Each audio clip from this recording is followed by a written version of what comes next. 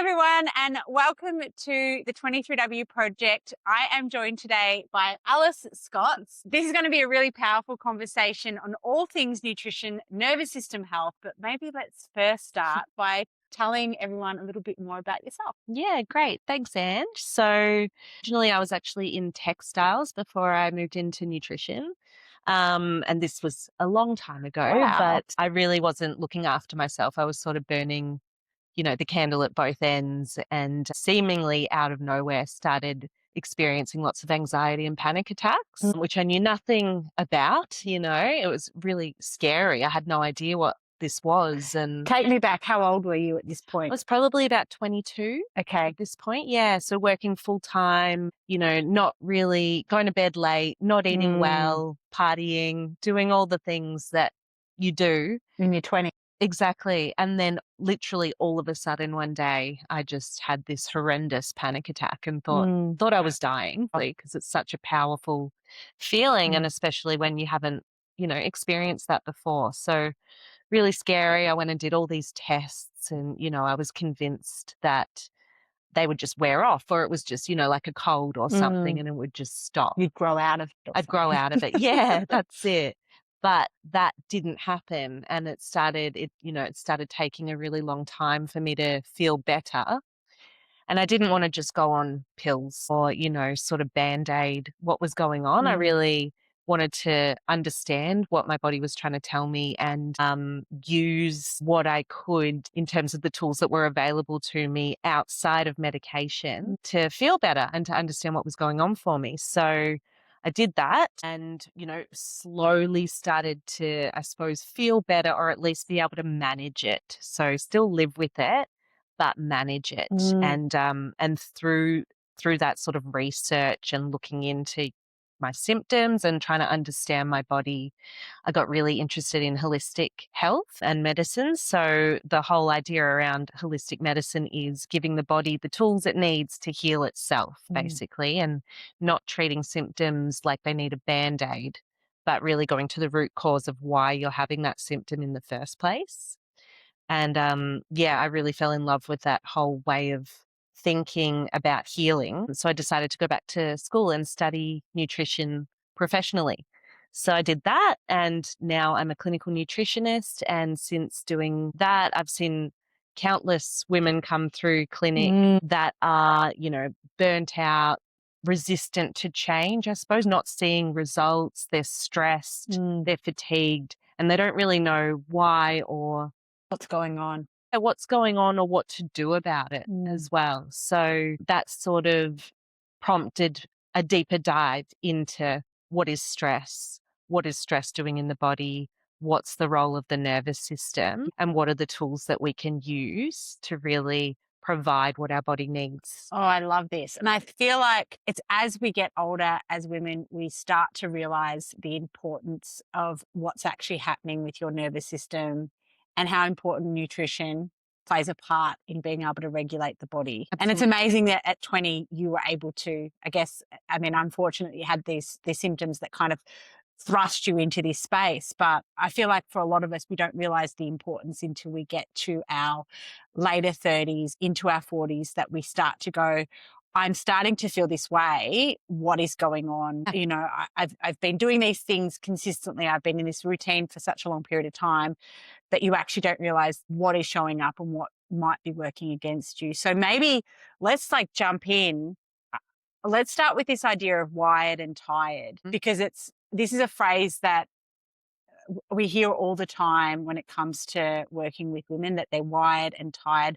What does it actually mean, and why is it something that women tend to experience? So being wired and tired is basically a dysregulated nervous system. So within our nervous system, we have the parasympathetic and the sympathetic systems. And parasympathetic is all about that rest and digest, healing, and allowing for recovery.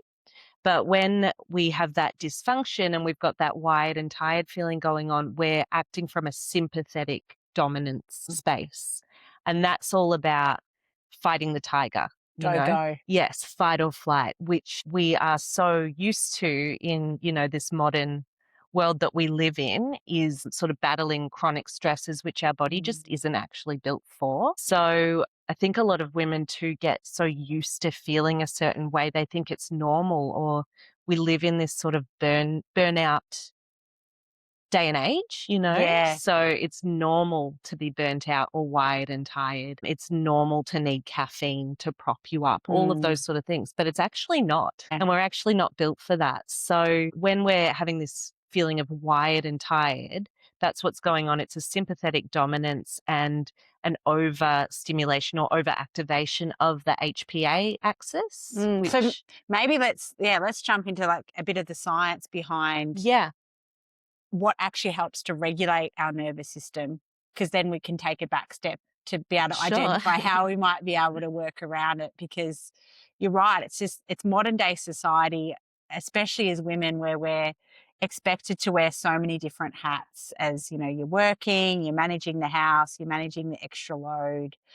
But maybe let's start with the science, because I feel like for those that are listening, being able to understand what's actually happening at a bodily function level gives us a good picture of then how we can go about resolving it. So Yes. you mentioned the HPA axis. Yes. What is it? So it's the hypothalamic pituitary adrenal axis. That's why we say HPA, Yeah. because it's a lot easier. Totally. But its job is to basically regulate stress in the Yeah. body. And so it stimulates things like cortisol, which is our stress hormone, which we absolutely need. I think cortisol gets a bit of a bad rap, but we need cortisol to wake up. We need cortisol to focus, to train at the gym. But the problem is when we have this HPA axis overstimulation, we are constantly producing cortisol. So, and cortisol in those quantities chronically increases things like inflammation, increases blood sugar dysregulation, suppresses the immune system. So we're not healing as well. And so this is obviously a problem. It's going to create a whole cascade of issues around things like metabolism as well. And basically our nervous system is telling our body never to switch off, because this cortisol is always firing and saying, something's wrong, I'm not safe. So this wired but tired is this nervous system not feeling safe to recover and heal. The pieces are starting to come together where it's like stress is good, Yes, but we've got to be able to regulate it. Or exactly. is it the exposure to the stress? What's the difference between the acute stress that you might feel when you go to the gym versus, or like, cold plunge or sauna? It's like putting the body into a position where it's like, "Ugh, okay, you're wanting me to change here," versus that systemic stress. Yeah. What's the main difference? So acute stress, it's normal, right? And the way we were built, if you think back, all the way back to our ancestors, the whole idea was around that acute stress that would quickly leave us as well. So, there's a tiger chasing you. Your body's going to start producing cortisol. It's going to shut off anything considered non-essential, like digestion, reproduction, all those sort of things, and send energy to your limbs in order to run away from the tiger. But as soon as you're away from the tiger, you're able to come back into that parasympathetic and your cortisol lowers. Why is going back to that baseline important then? Because if we're chronically in that heightened sympathetic dominance, we're never able to heal and recover. And so things like training, going to the gym, it is considered a stressor. It's considered a healthy stressor, but only if we're able to recover. So we need to be able to meet our recovery, if that makes sense. Yeah. So it's because, the question that I get as a trainer and a coach all the time is, what sort of training should I be doing? How many times a week should I be doing it? Even questions like, is cardio bad for me? I hear that it'll drive up my cortisol. Yeah. Maybe is now a good time to kind of talk about that piece, because that individuality in terms of dose and response becomes so important person to person. Absolutely. So knowing when to push harder at the gym or pull back is really important. And it really is about how you're meeting that recovery. And so we talk about things like, I don't know if you've heard, Ange, about the like allostatic load is basically about, if you think of your body as it has a battery and all the stresses are apps running in the background. And if your battery's low and you add another app, like going to the gym or doing a HIIT class or something, and your battery physically can't keep up with that other app because you're just stacking all the time and you're not able to recharge, that's when it becomes an issue. And that's when you're going to see a plateau. You're going to, you're not going to be seeing those gains. And and there's a whole lot of other symptoms around that as well. So in terms of if we're not meeting what our output is in terms of recovery, things like poor sleep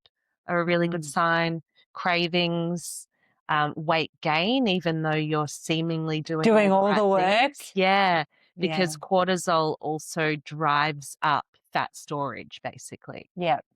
So if you're seeing those sort of symptoms, irritability, cycle irregularities, things like that, that's a good sign that you're not meeting that recovery enough.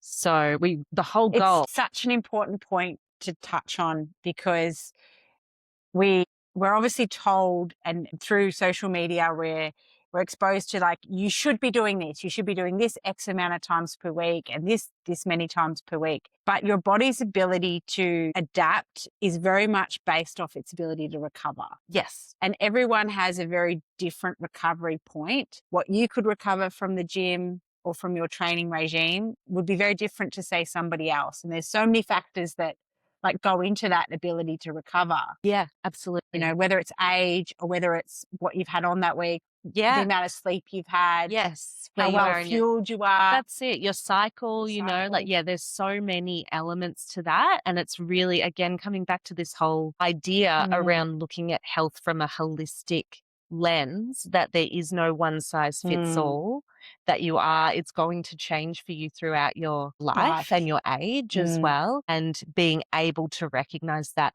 and listen to your body, connect with those symptoms. Which I think for a lot of women, especially those that probably are listening today, are very active women. They might be very type A, very on the go. Yeah. They're balancing a lot. In my experience, there's usually some reluctance to change. They're usually the people like, Ange, I train 5 times a week. And I'll be there going, well, what would it look like if we, say, dropped a session or changed something out? Or, is there shades of intensity in that? Yeah. If it's always just... Exactly, yeah. If it's always just like ho-hum average training, again, like when we're trying to unpack why you might not be getting results from your training, there should be shades of like days where it might be harder, days where it might be easier, based off your recovery. But going back to the reluctance to change, a lot of women are like, but I need to train Ange for my mental health. Yes, sure. What do you say to those women that come to you and go, you're telling me I need to rest and recover, but this is how I keep it together, Alice. Exactly. I know. And it is really hard. And I think guilt comes into it a lot of the time for these sort of women as well, because I'm one of those women. Yeah. So am I. Yes, you feel like you must get to the gym. Definitely mental health is a huge part of that as well. But there's nothing wrong with, if you're recognizing that you're not recovering the same way, it's actually a disadvantage to what you are trying to gain. At the end of the day, you're trying to create resilience to stress and to good stress like training, because the body doesn't differentiate stress. It doesn't know if the stress is from training or, other good stresses, or it's from, caffeine. Yeah. Like living off caffeine or, something else going on as well. So I think it's about recognizing that, and there's nothing wrong with sometimes pulling back. It's actually going to give you those gains quicker because you're helping to regulate and tell your body it's safe as well. I think before maybe we move on, to add to this, the recovery window that somebody might need after they've done strength work, it could be anywhere between 24 to 48 to 72 hours. Yeah. And so if you are someone that is, you go to the gym on back-to-back days, as soon as you go to train, you are stopping your recovery window, and you're basically saying to your body, okay, we are stopping the we're stopping the recovery process in terms of the rebuilding of the muscles and making sure we're getting the body stronger than what it was before you train. And then you're exposing it to the stimulus again. Yes. Because you've shortened the recovery window, you actually don't get the same amount of recovery and in overall improvement over that sort of 24 to 48 to 72 hours. Yeah. So my general rule, if you're like thinking, okay, well, Ange, like what do you do?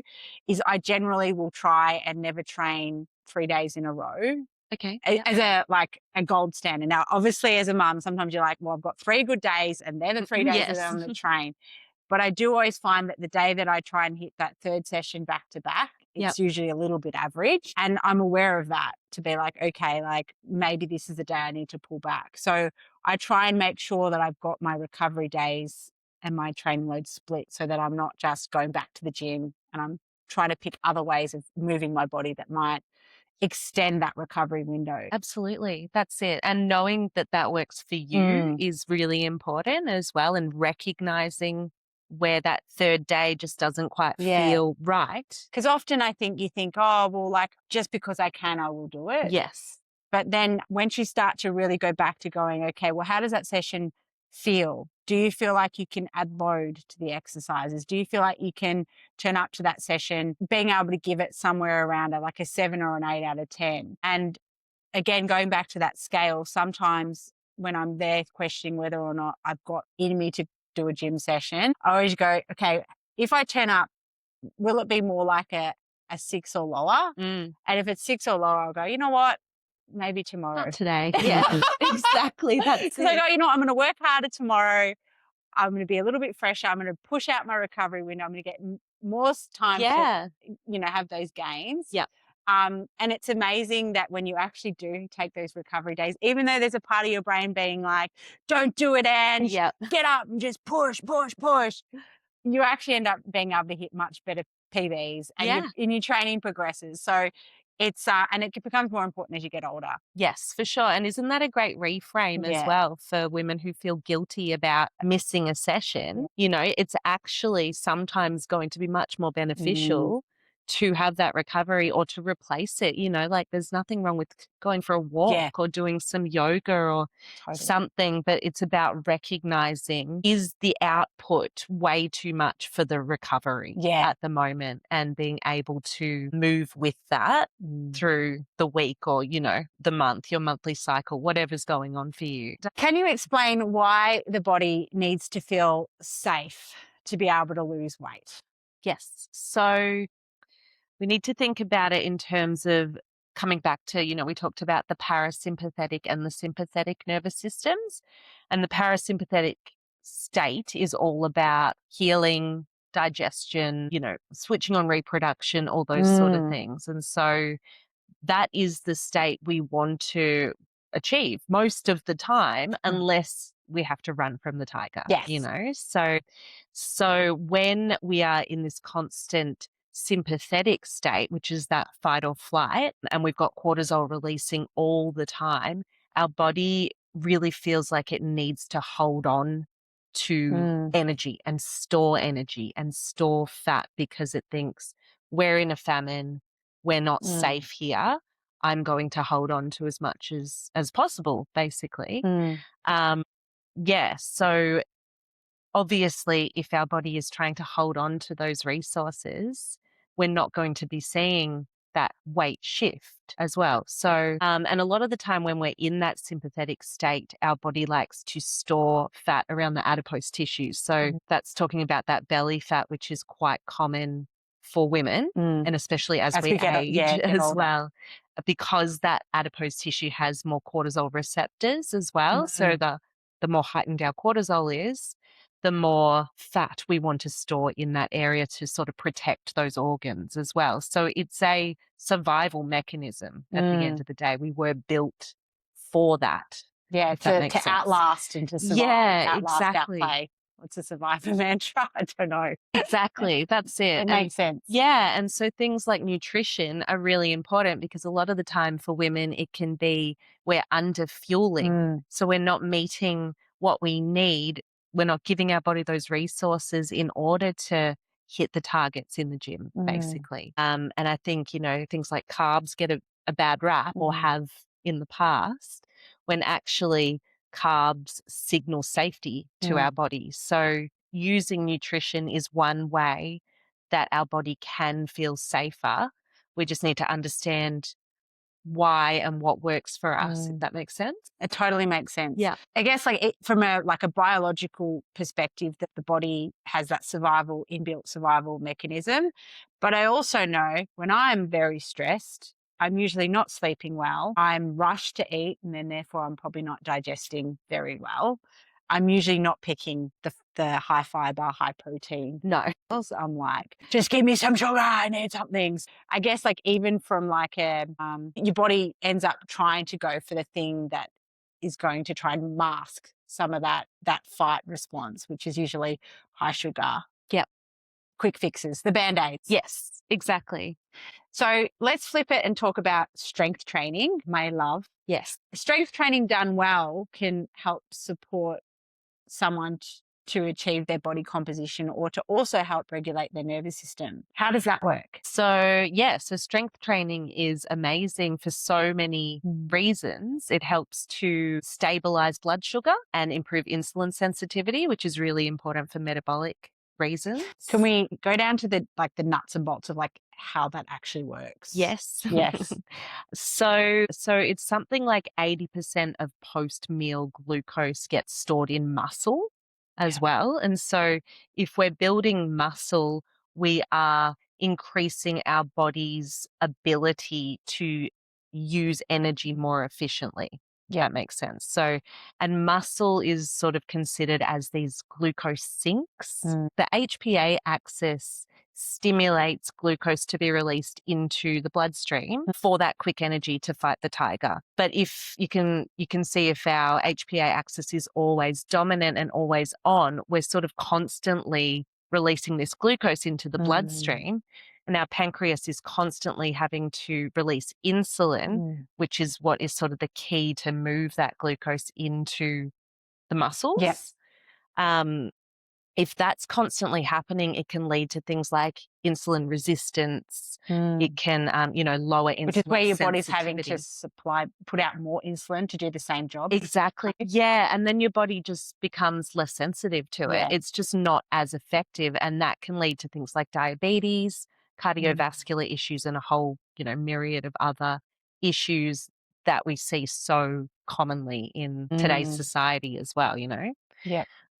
So muscle is super important because it acts as that glucose sink. So the more we can try to increase muscle with things like training, the more we can regulate that insulin and glucose system, and really support and stabilize blood sugar, which is also going to have a positive impact on the nervous system as well. Because when our blood sugar is all over the place, that can lead you to feeling, flighty, that wired and tired feeling as well. So, and that's again where things like nutrition are super important and come into that as well. Yeah. Yeah. So many questions I don't want to ask right now. So regulating blood sugar levels, what would be some quick tips?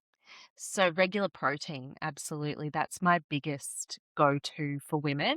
It's really important. I don't try to sort of stick to specific numbers too much because I don't think that that's particularly realistic for busy women as well. But having that, and especially around training, I think protein and carbs as well. But we're talking about protein.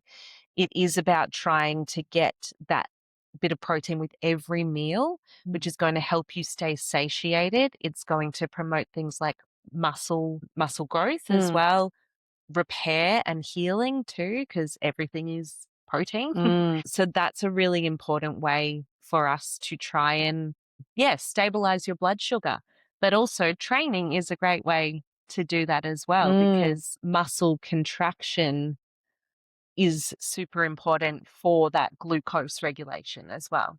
Can we talk about GLUT4? Yes, that's sort of what I was leading into. Yeah, I mean, I love this concept that when we train, whether it's strength training or whether it's HIIT training or sprint training, about how it supports the body to basically better pull glucose into the system. exactly. So GLUT4 is glucose transporter type 4. So GLUT4, and it's basically they're basically receptors Mm, that help to, as you said, pull that glucose into the muscle independent of insulin yeah. as well. And so muscle contraction is what stimulates those receptors, the GLUT4 receptors, Mm, to come to the surface to do that job. yeah. And so with that concept, you can see that it basically gives insulin a bit of a break. Which is so important when we go through that perimenopause, menopause transition, where the woman is already starting to maybe potentially being more insulin resistant. And if you have GLUT4 doing its job, then you're able to better utilize glucose, which in theory will mean that you are less likely to be putting on adipose tissue, Yes, correct? exactly. Absolutely. That's it. Yeah. So muscle is really our best friend in terms Mm, of regulating that and long term as well, mm, because as you said, as we get older as well and estrogen decreases and quite often cortisol can increase just anyway with age, mm, it's really important to try and keep that up because of that GLUT4. So yeah, it's giving the pancreas a break. It's meaning that that insulin isn't constantly pumping and we can better utilize the mm, glucose. We can move it into muscles as glycogen as well. And that's a signal of safety to the body as well. That says there are resources. You yeah, can relax, we can heal and recover. yeah. And uh, um, I want to also really preface because again, like I guess the women will probably typically be listening to this is someone that grew up in the 80s and 90s and they were using a set of bathroom scales was like, you know, the be all or end all in terms of like the values you put upon yourself. That moving away from having like a set number that you think your body should weigh, especially when you are strength training, instead realizing that as you build muscle mass, there is a really good chance that you may be building muscle mass, which weighs Yes. weight.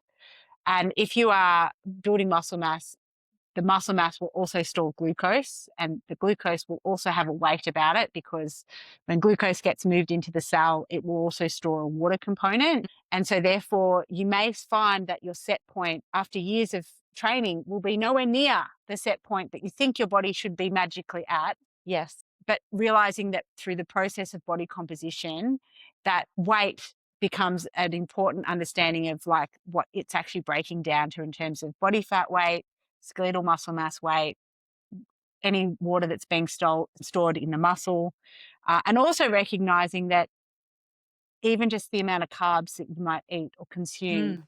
will very much change the weight that you weigh on any given day based off how much glucose the cell is storing. Yeah, absolutely. So I think understanding that will hopefully give permission for a lot of women to stop getting on the bathroom scale Yes. and thinking that that is their source of whether or not the body is changing. Yeah.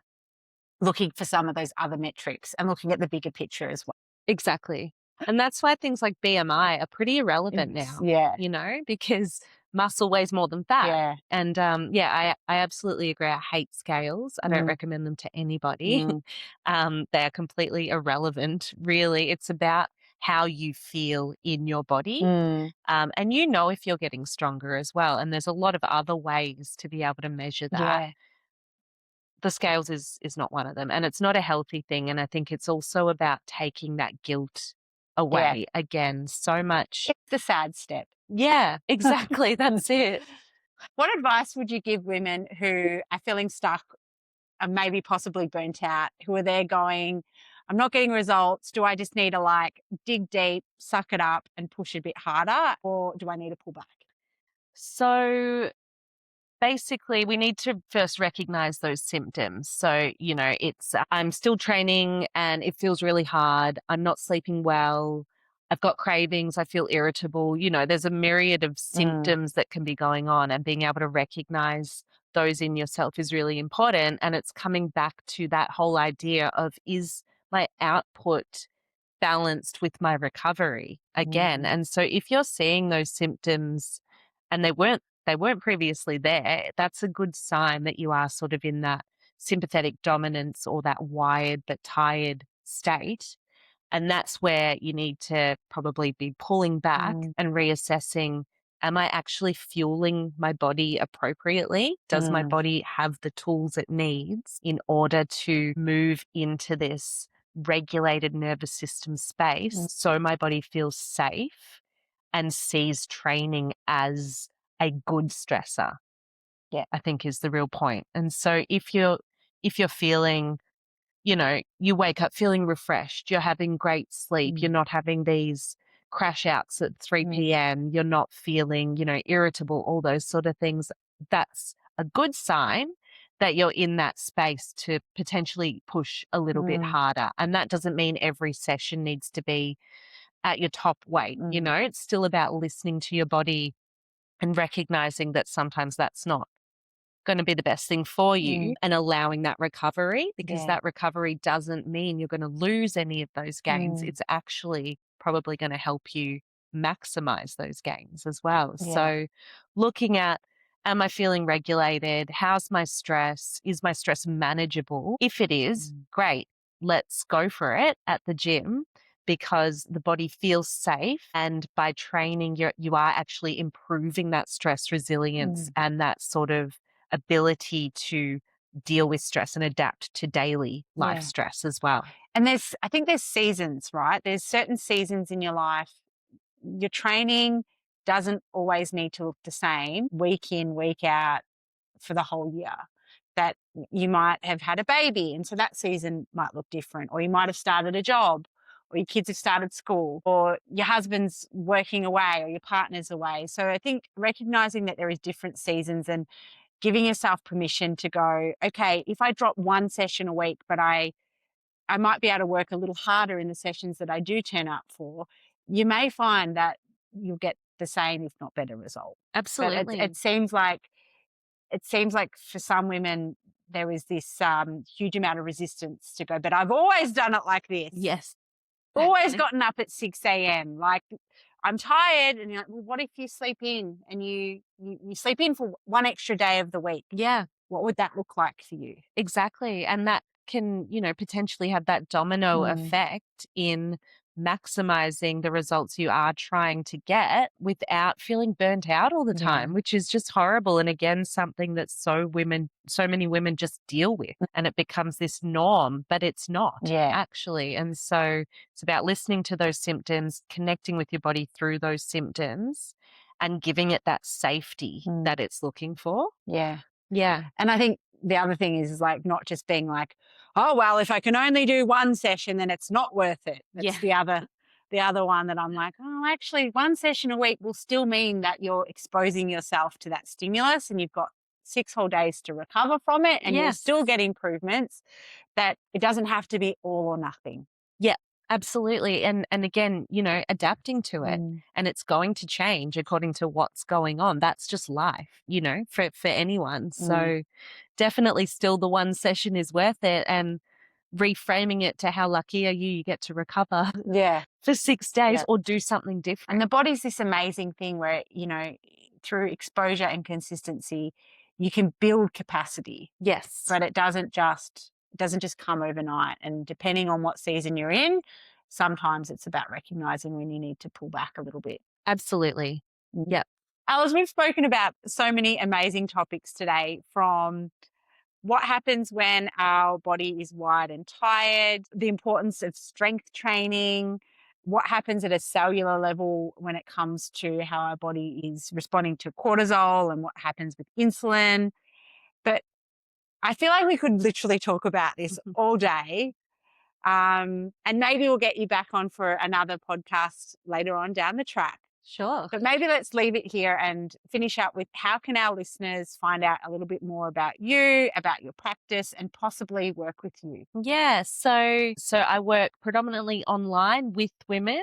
I also am very interested and had a lot of experience in pediatrics as well. So Mm, it's that whole sort of family nutrition side of stuff that I love. And if you've never worked with a holistic practitioner before, it is very much about, as I mentioned at the start, looking at that root cause and really going back to, why are these things happening for you? And I think education is super important because the more you know and the more you can understand what's going on in your body, the more you're going to be able to get on board with changes or, you know, with what's going to work best for you as well. And so that's very much where I work from. So my Instagram is Elemental Health.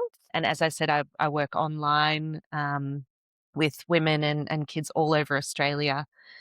And the way we work is you will get a treatment plan at the end of our initial consultation, which looks at basically tailoring an approach for you that is actually manageable as well, you know, because we're talking all about busy women. It needs to actually be something that you're going to feel you can achieve. So we work together to do that. And very much, obviously, diet is part of that. How can you optimize nutrition to work with you?